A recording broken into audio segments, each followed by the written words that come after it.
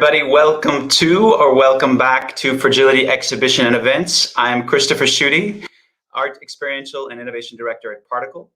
Before we start, a brief introduction to the project. So the premise of this project and the vision of Particle is making art and culture more immersive, inclusive, and closer to people. Fragility is an interactive and ongoing exhibition launched by Particle with the gracious support of the Italian Embassy in Kuala Lumpur.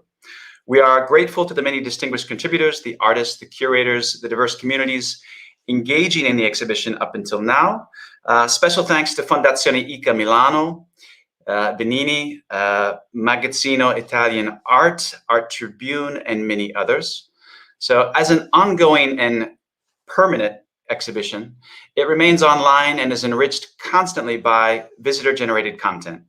So also we welcome you to subscribe to the Fragility YouTube channel for these talks and other talks that have been moderated by the Fondazione ICA, Culture IT Network, and you can also see the highlights of those talks. So our last episode was really incredible. It was focused on art and empathy. We called it Kaleidoscope because it aimed at experimenting these multiple uncommon points of view and contact between distant communities. That really was like a kaleidoscope. It was ever-changing points of view. So we believe that it really illustrated the capacity of art to bridge communities. So today, Fragility Talks is in live streaming and continues, and our journey would not be complete without the balanced conversation between Italy and Malaysia, sharing perspectives. We have the Italian Embassy in Kuala Lumpur, together with the Malaysian Embassy in Rome. And these two embassies have been working together in mutual friendship and cooperation for over 60 years now. And together they've actually enriched the deeper, stronger economic commercial ties between the two countries. And in recent years, they've really intensified trade and also the culture of inter-university relations between different universities there. So today, without further ado, we'll go into a conversation on fragility and how arts, we see it as a bridge that's connecting cultures and building relationships for resilience in education, science and innovation, business, and governmental entities.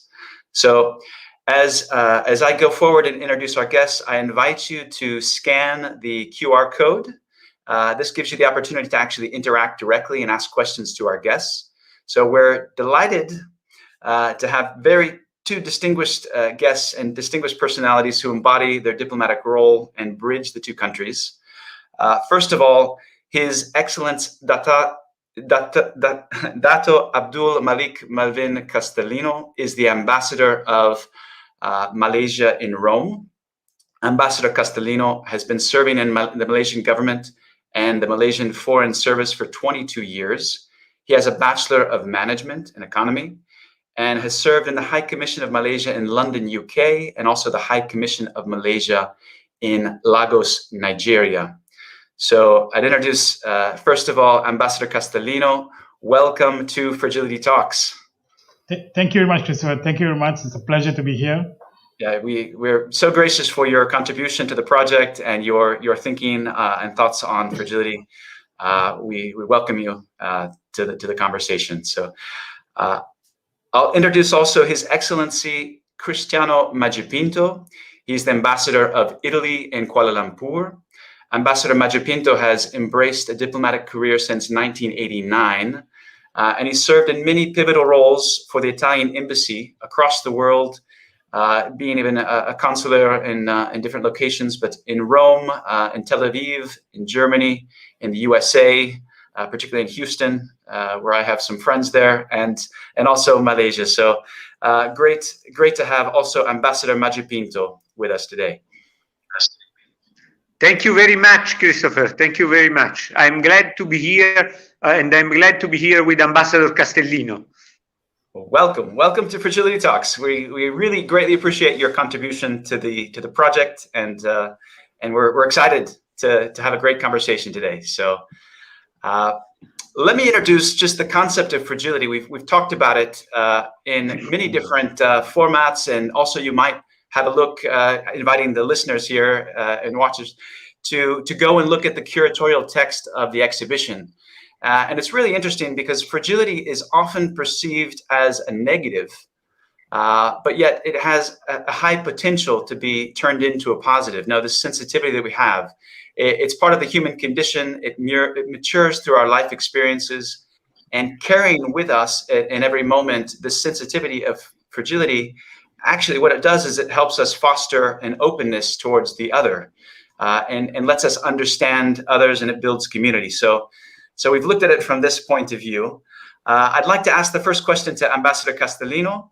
Has there ever been a time in your diplomatic life when you perceived fragility as a strength rather than a form of weakness? Thank you, Christopher. First and foremost, allow me to congratulate, of course, Particle PT Ltd, and of course the MC Foundation IC Milano for organizing the Fragilita. I think it's an amazing concept. And of course, to the Ambassador of Machu Picchu, my dear friend, of course, Embassy of Italy for carrying out such excellent activities. And of course, to you yourself, Christopher, thank you very much. Good question. For me, I would rather look at fragility as an opportunity that builds towards strength. Because a good example is what we went through during the COVID-19 pandemic, and embassies, when we were not able to reach out physically to our constituents, we were able to find new ways of building bridges, that needed to be built. And I think it allowed to give us that opportunity to rebuild, to strengthen, and to innovate. And I think this brought communities together because we were facing the same challenges. And I think fragility in this concept can be construed as an opportunity for us to further develop and bring us closer together. Like they say, no community is an island. So we need to realize that we are all in this together. And this can also be brought forward to other opportunities in various other forums, for instance, to trade relations, education, youth development, gender empowerment, and so on, so on, so forth. So I see this as an opportunity that builds towards strength and for the future. Thank you, Christopher. Great. Thank you, Ambassador. Ambassador Machu Picchu, do you have a comment there? I know we've asked this question to you before, and the diplomatic role and fragility have a lot in common. So maybe you can tell us more from your view. Yes, absolutely. First of all, I would like as well to thank everybody at Particle for giving us the idea of this project Fragilità, for involving so many actors in the project. And of course, I would like to thank Ambassador Castelino for the support that he has given and is giving to this project. Yes, and I agree with Ambassador Castelino when he says that fragility is in reality an opportunity. And from the diplomatic point of view, I think that fragility gives us the possibility to find especially a new balance. Diplomatic activity at the end is exactly about that, is about the possibility to find a balance and agreement between different actors and different factors.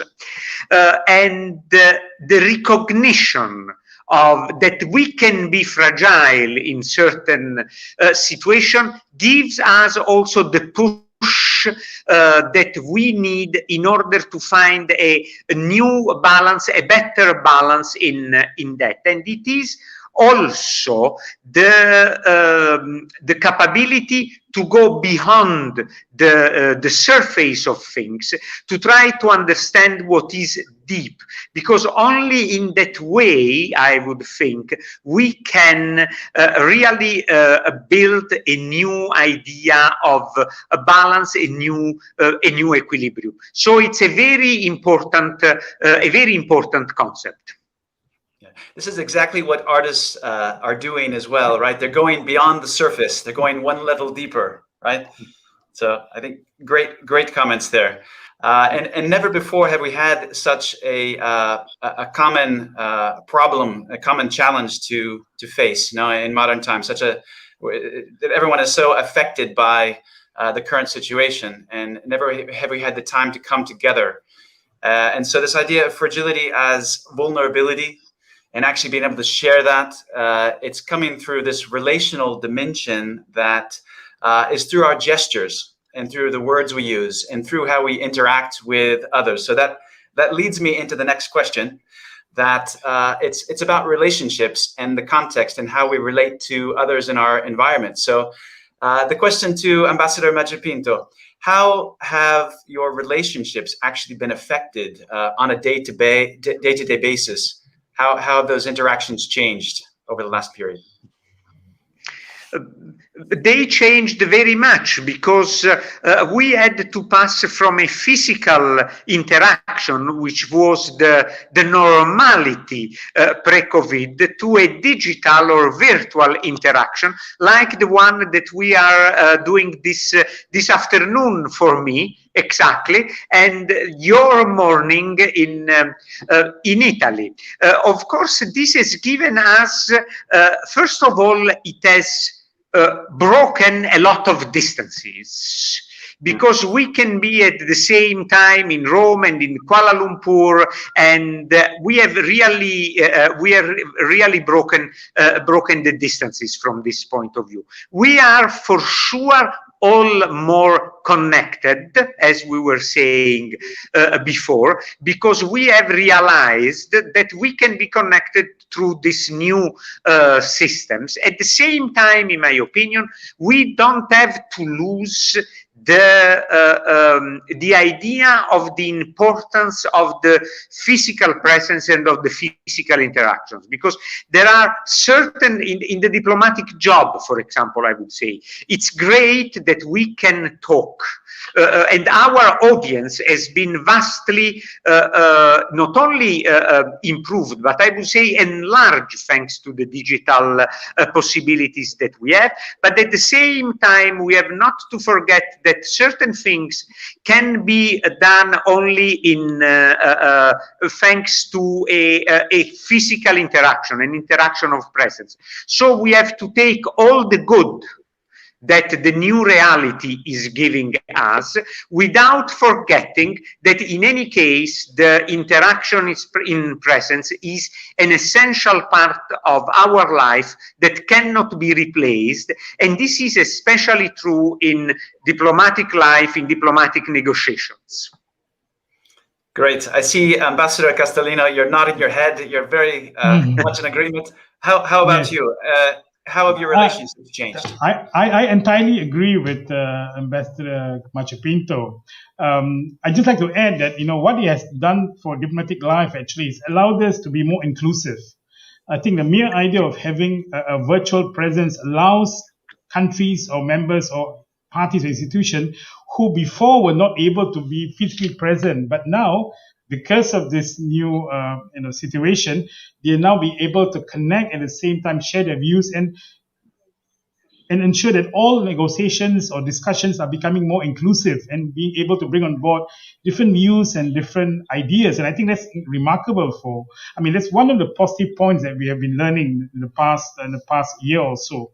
Another factor I also like to say is how the embassy, for instance, Malaysian embassy here in Rome, how we connect to our community. We have a fairly large Malaysian community here, and I think we have utilized this period to be able to connect closer to them, because I think the whole concept of fragility during the pandemic, especially in the pandemic, has brought communities together, and they realize that we need to rely on each other. And I think the concept of being able to come together as a community, not only among the Malaysian community, but also with the Italian community here. And I think that has brought us all closer together in a way, because we are facing the challenges together. We are not in a sense alone in this, So I think the ability for embassy to create new and innovative platforms to reach out has enabled us to do so.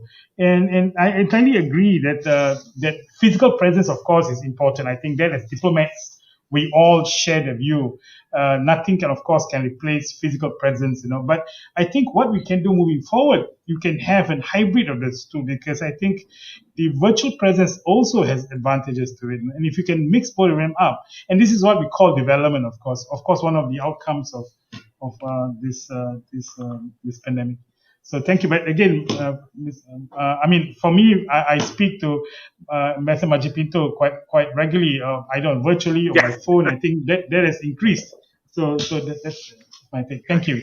Yeah, I think it's very true. We're actually even more in contact with some friends than we were before the situation arose. So I see that as well. And it's nice because you have to also be a little bit more aware when you're in these conversations of different time zones and what other people might be doing. You're connected to different geographies. So you're more present also in the call and in the relationship. So this is my personal experience. Yeah, I also feel that it opens up different modes of discussions, because previously we may be only looking at certain topics or issues, but now because everything is on virtual, we can basically log on to any issues that we want to discuss, and we can just put in our views or thoughts into the process itself.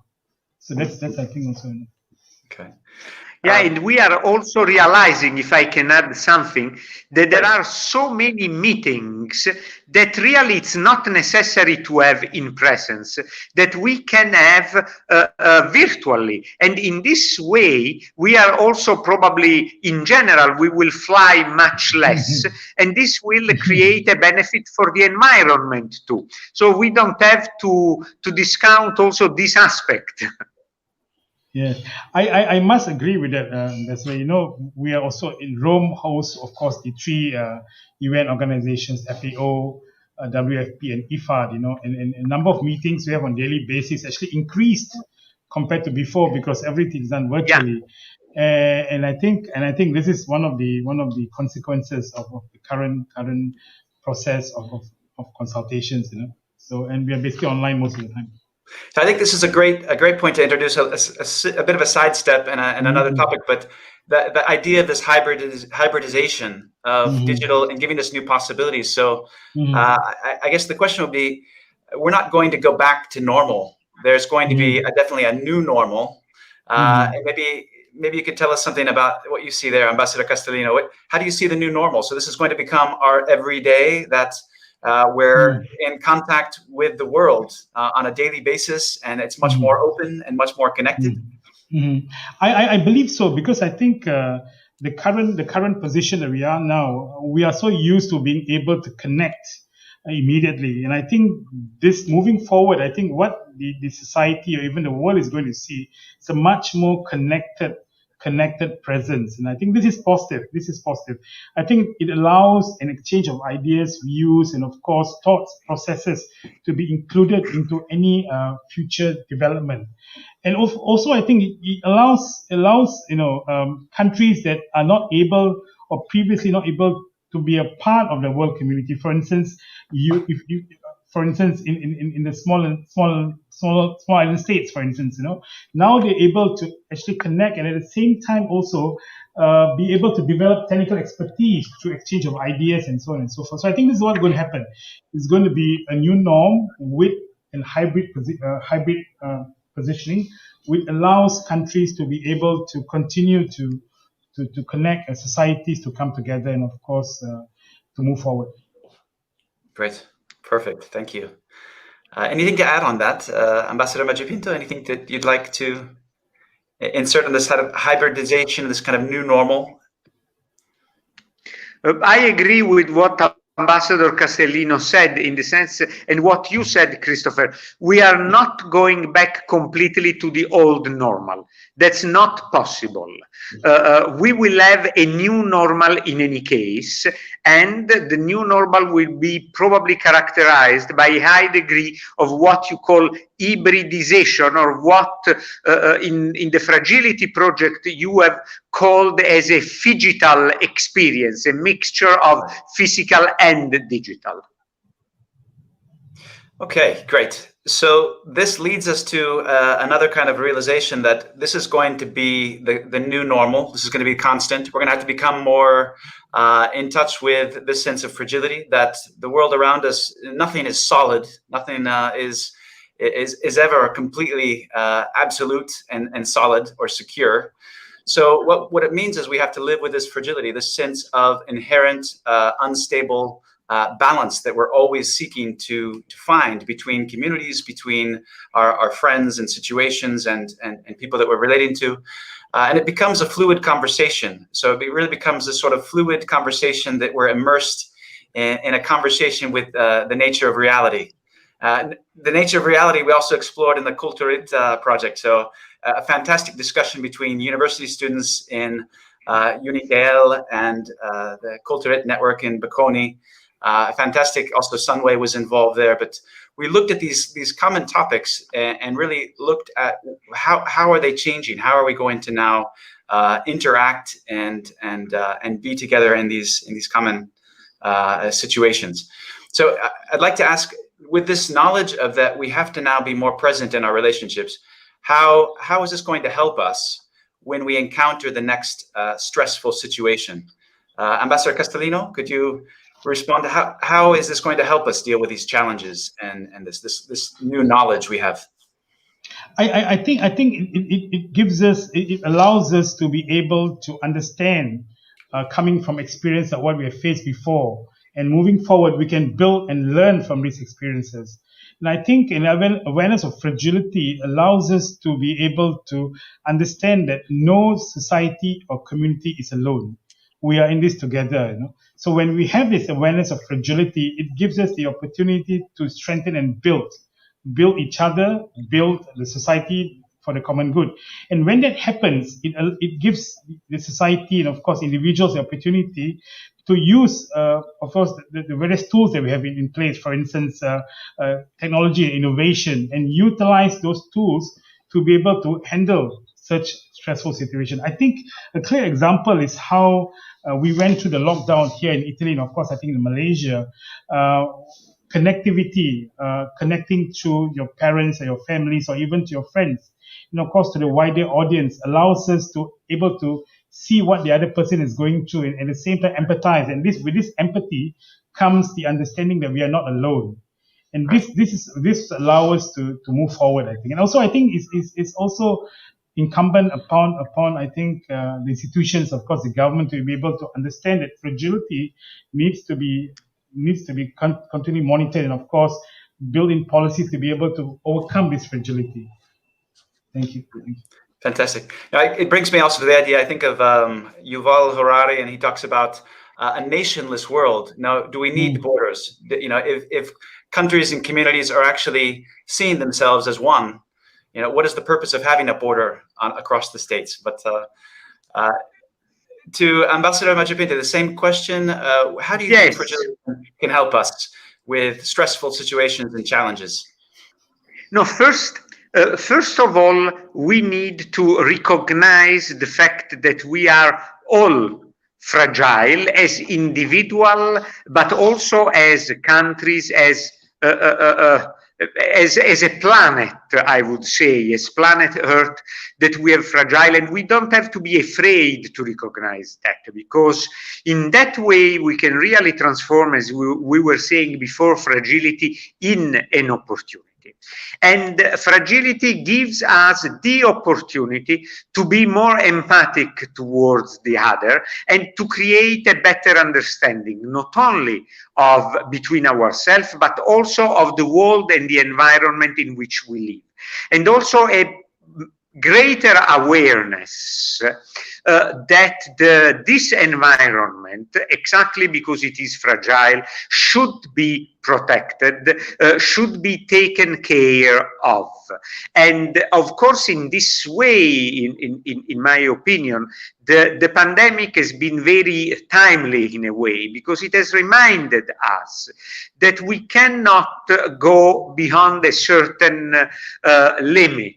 And we have to take care of the health of ourselves, which is also taking care of the health of the planet. So in this way, the fragility connects very much also with the issue of which we talk very much in this day, of sustainability from many different points of view, because sustainability is from the environmental point of view, but it also economic sustainability, is also social sustainability, and so on.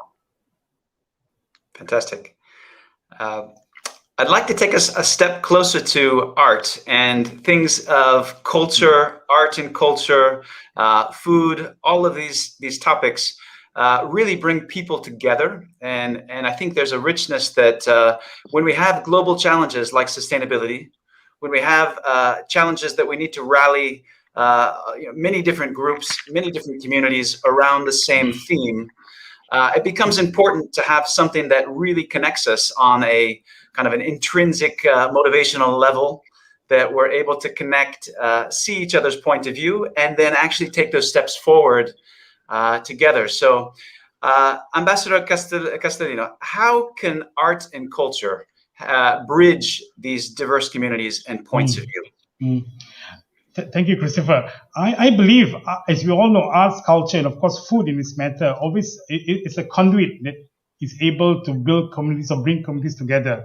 And you know, both Italy and Malaysia, we have a passion for food. And I mean, look at the pastas in Italy, and of course the various nasi lemaks in Malaysia. And I think to some extent, this is a culture, this is a bridge that can bring both communities together. And I think moving forward, I think once, of course, the pandemic ends, I think the whole idea of being able to bring societies together through physical interaction, of course, through food is very important. And I think this will allow us to continue to understand the building blocks of a society, and from there, understand how we can better connect to one another. I think a good example would be, of course, the love of Malaysians for pasta.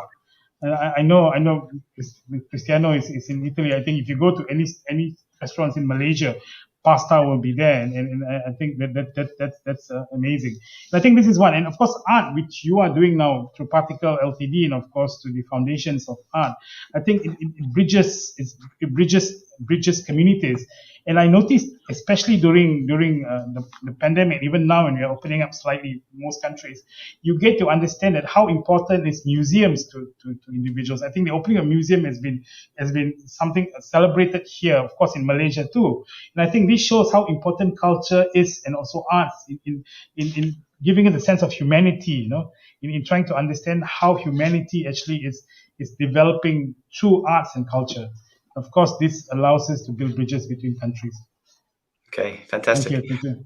Now, I think there's a lot of things there that we could touch on. The Italians, especially. There's researchers in California. They'll follow the Italians everywhere because they know where the good restaurants are. They know they have a very strong sense of culture and what's good. And another point also, I just want to add on this. Thing called Sandokan. I think Cristiano knows what Sandokan is. It's basically a fictional character in author created by Emilio Salgari. And this is very well known in Italy. And of course, when you talk about Sandokan, we immediately connect Malaysia to Sandokan. And that's a clear example of arts and culture bridges societies and cultures together from different countries and different parts of the world. This is something we discovered this through even the student diary project, when we had students from Malaysia and students from Italy together. They were just discussing common topics like beauty and reality, and that you could see that they inherently had different points of view just from their upbringing, from the culture, from their day-to-day. When we're immersed in a culture and then we can actually share that culture with others, there's a lot of good things that come out of that. So having this idea to talk about art, the whole idea of that project started from the work of Maria di Rapicabili, an Italian artist in New York. And that was sort of the spark, now the scintilla, that brought the student project to life and gave them these topics to talk about, from a situation where the artist proposed her work to talk about. So what do you think, Ambassador Majipinto? How can art and culture, what's the emphasis there for you? No, I also in this case I agree with my friend Melvin about it, because the importance of exchanging knowledge of arts and culture is in the fact that in this way you can highlight the points that we have in common. We can at the same time learn about our differences, but learning about our differences means, of course, course, recognize them and means respecting them, because in this way we can engage in on the common ground that we have. And Ambassador Castelino was mentioning, for example, Sandokan, the novels of Emilio Salgari, which is really, and I have found out here in Malaysia, sometimes we have some copies of Sandokan novels translated in Bahasa, because they have been translated in Bahasa years ago.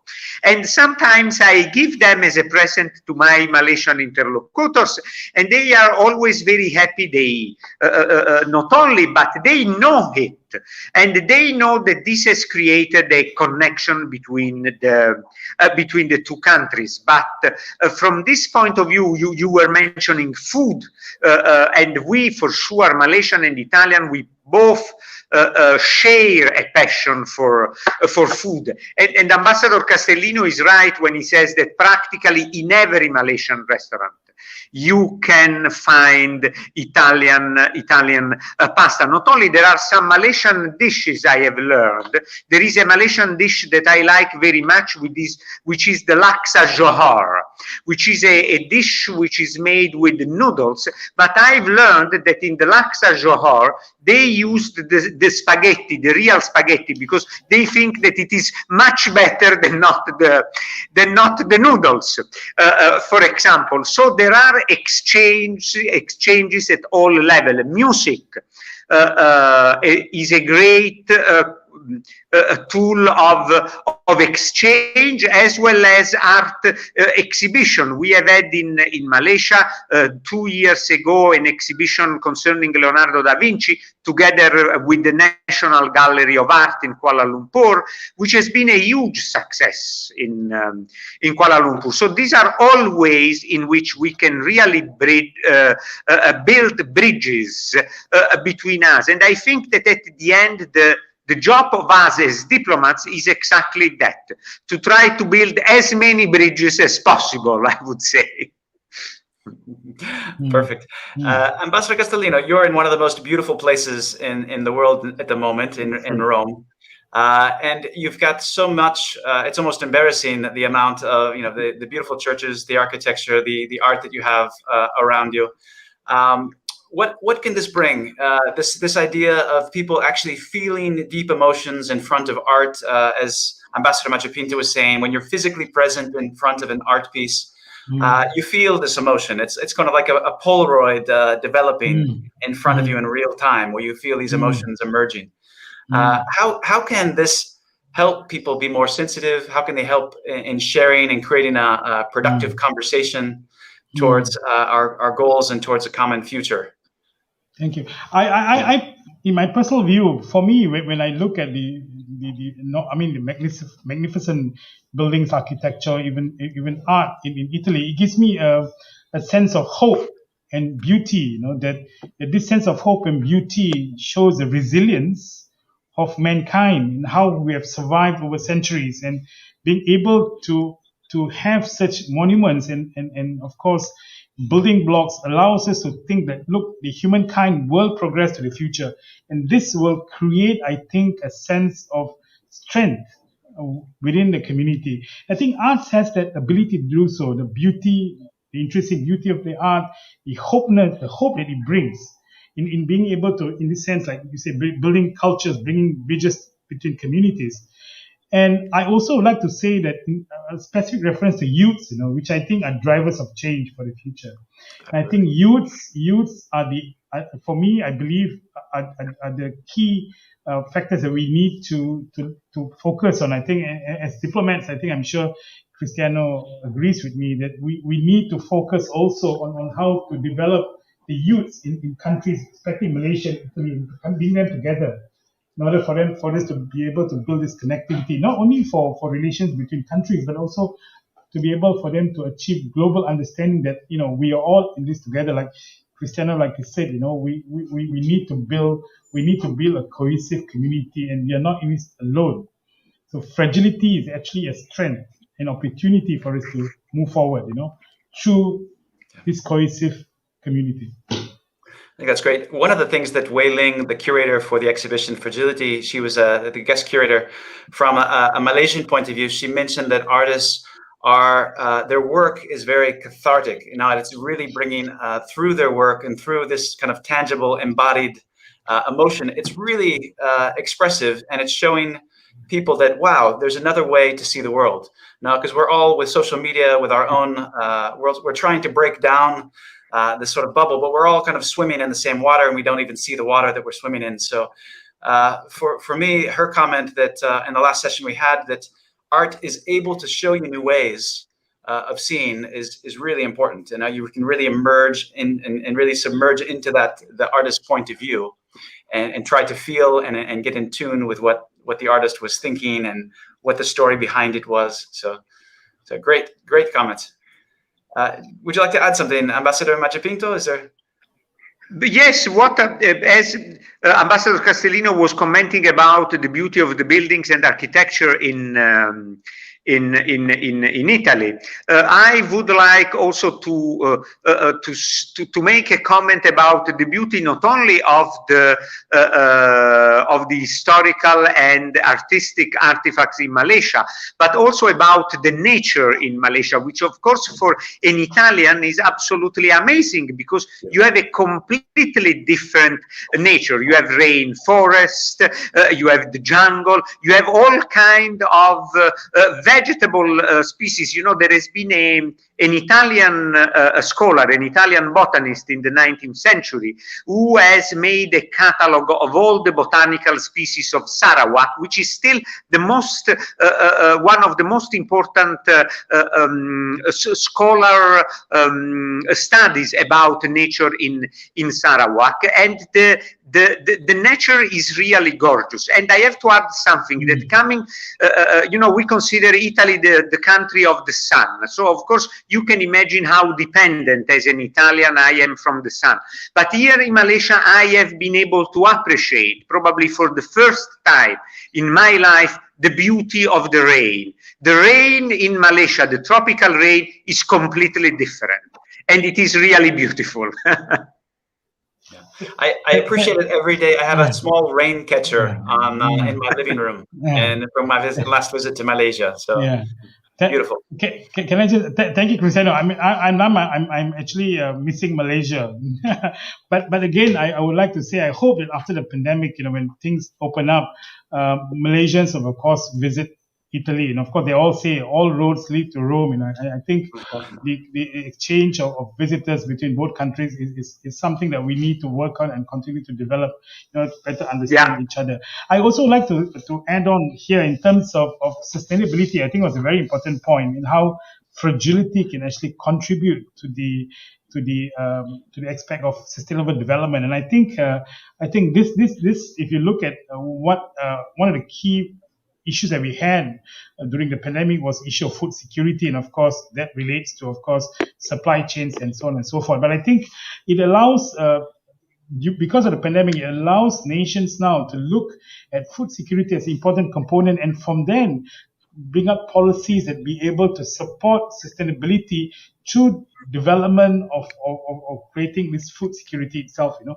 And I think, of course, the role of government is important. Malaysian government, of course, has introduced so many policies on that score, and similar here also in Italy, you know. So I think, of course, Italy is going to chair the COP26 together with UK in Glasgow this year. And I think that itself is opportunity for Italy and Malaysia to work together in terms of trying to identify solutions towards a wider issue of sustainable development, you know. And of course, the youths play a very important role in this. I know, because Italy is going to host the youth component, and Malaysia, of course, will be, of course, working or helping Italy in that score.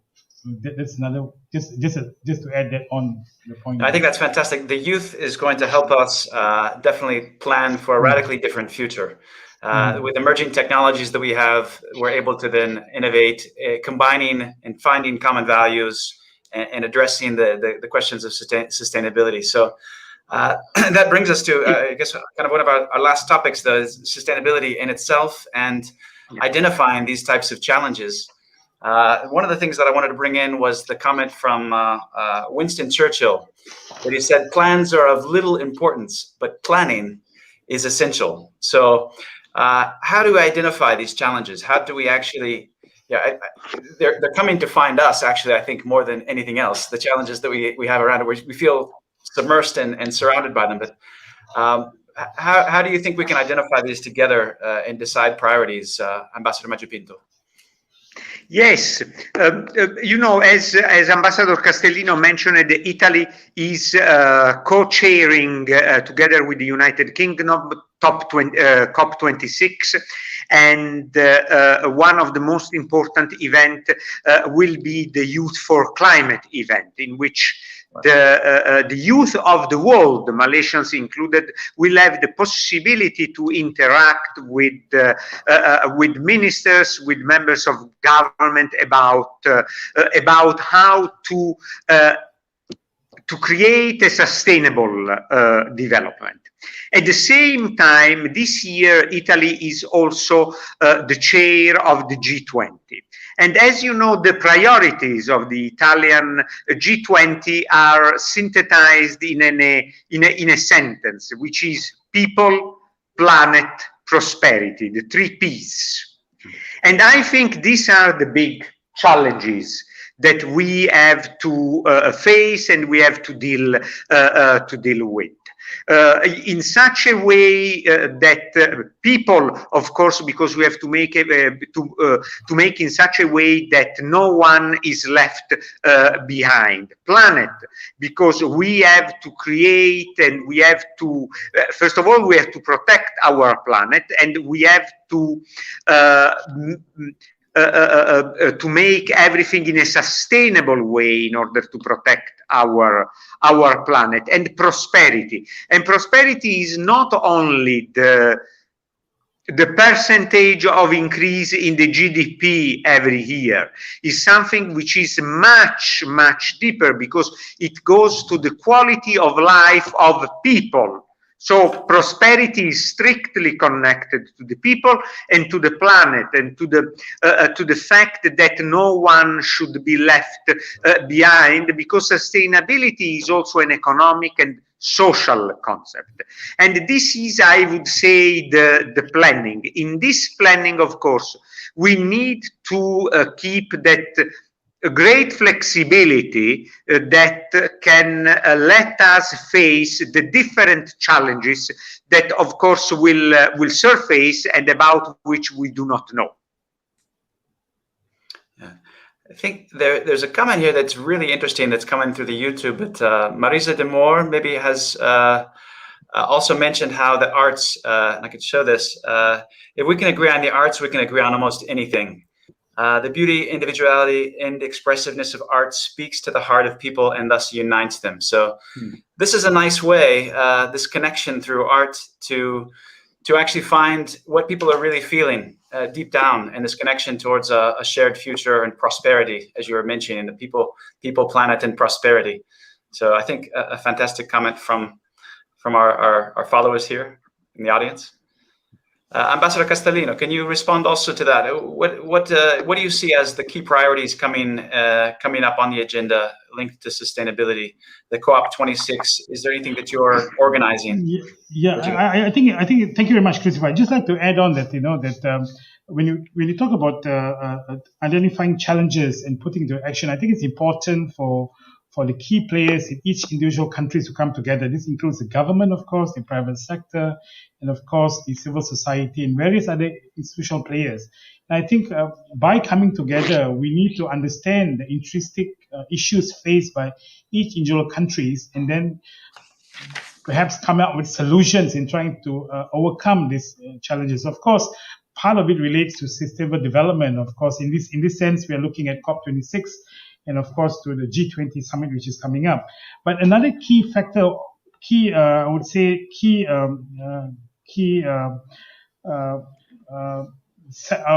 summit is going to be the Food System Summit. And the Food System Summit is going to be hosted in New York.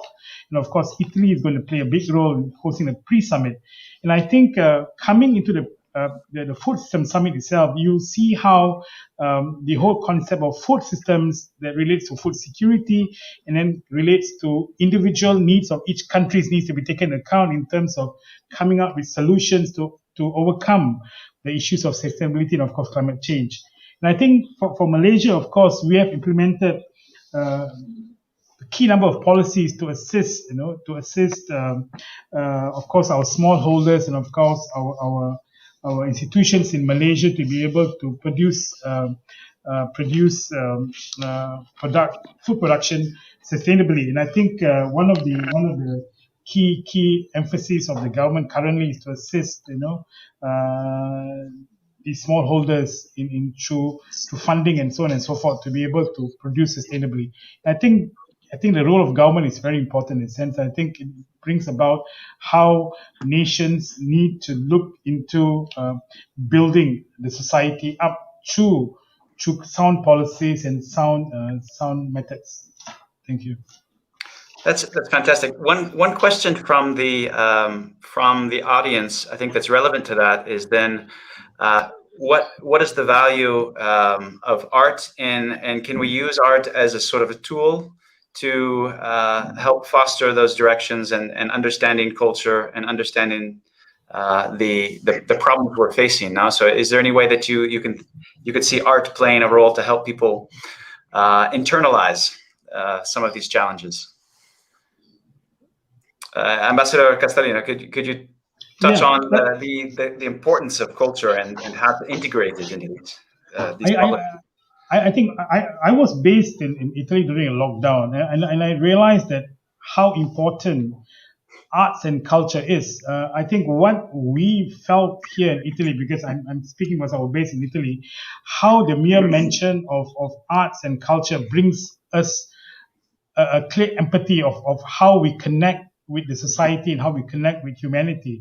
And I remember, from personal experience where we had Italian communities and of course, Italians singing from the rooftops in various apartments, and they were singing Italian songs. And of course, although, at that point in time, I did not know much about Italian songs, but by listening to them, I felt a sense of closeness to them and realized that, look, we are in this together, and I think art allows us or gives us the intrinsic notion that we are not alone. We are in this together. And I think when you have this understanding between the arts of the various countries and cultures coming together and creating this link, I think that is where we actually can say that humanity actually has grown through this pandemic.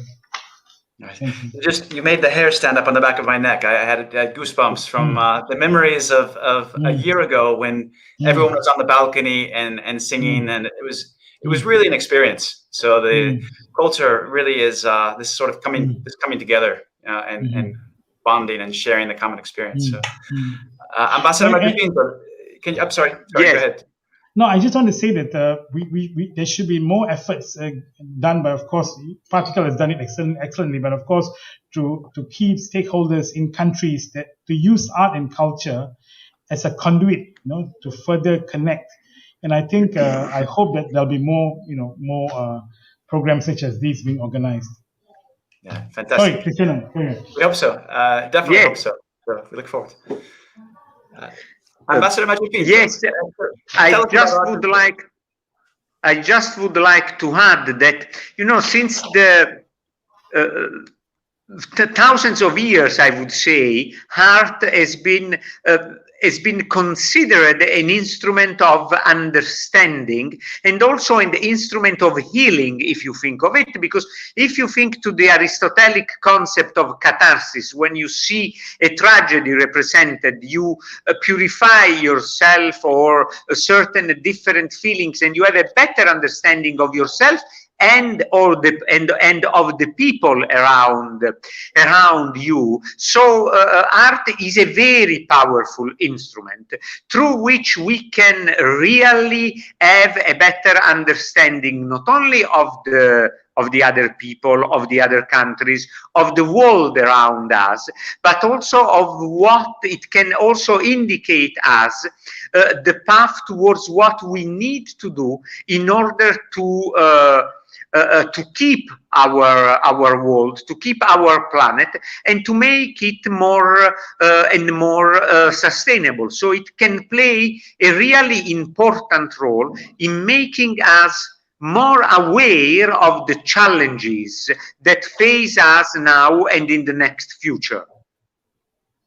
Fantastic. No, I think we're getting also some good comments of thanks for holding this event online, just for sharing this this sort of sense of fragility and the insecurities. It actually puts people at ease to actually share these sentiments together now. So this idea, and artists are doing this constantly. They're interpreting the signals of today and trying to bring that to the surface. You know, kind of these underlying challenges that they're facing internally. They're materializing. So and bringing it to our attention. So. With any closing last remarks, and I think we've used up our time for today. But Ambassador Castelino, I'll start with you. Thank you. I just wanted to again acknowledge, of course, the various directors involved in the Fragility.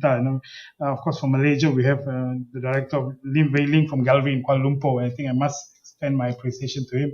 Of course, to the Italian side, which has done tremendously, and of course to the various artists involved, all the 4 Malaysian, of course, Italian artists. My thanks to you in being able to bring together, this amazing culture between Italy and Malaysia.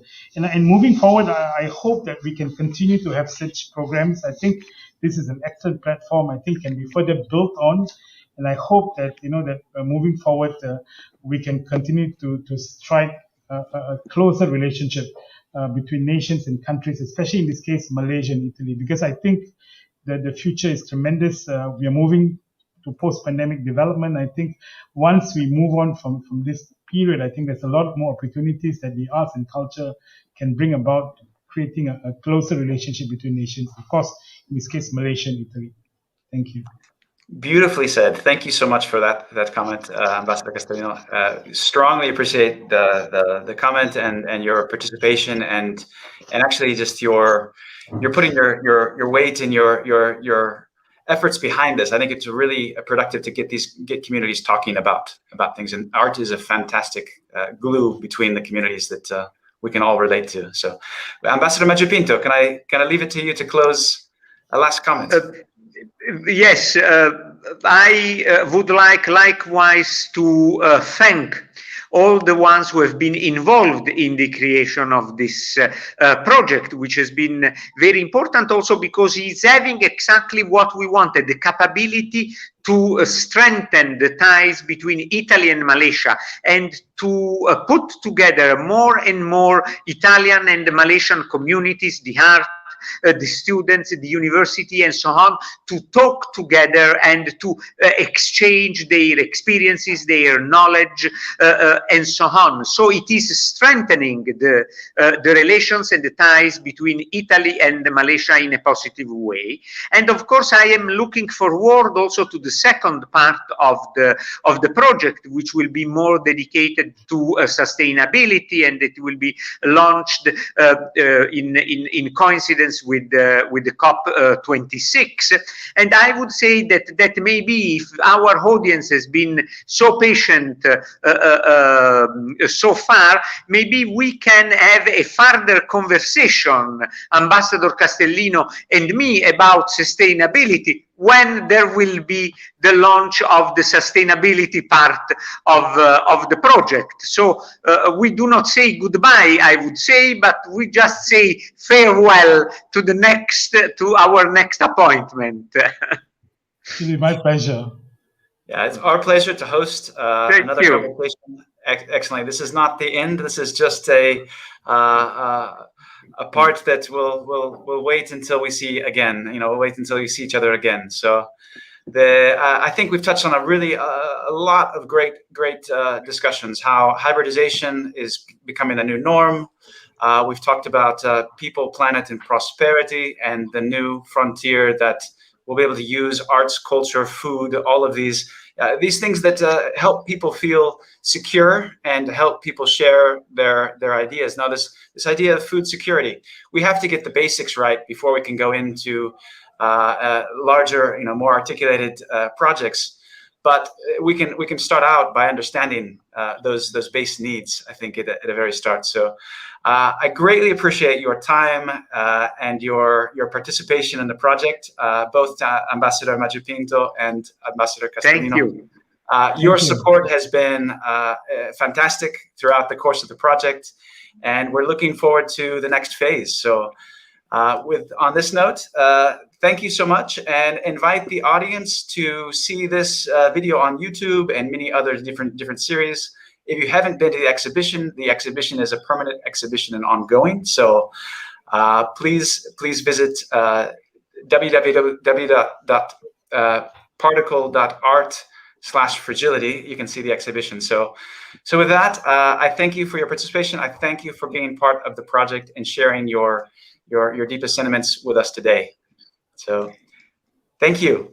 Thank you, Chris. Thank you. Cristiano. See you again. Take care of yourself. Thank you, Melvin. Thank you, Chris. Stay safe. Stay safe. Stay safe. Thank you. All right. Bye for now. Be well.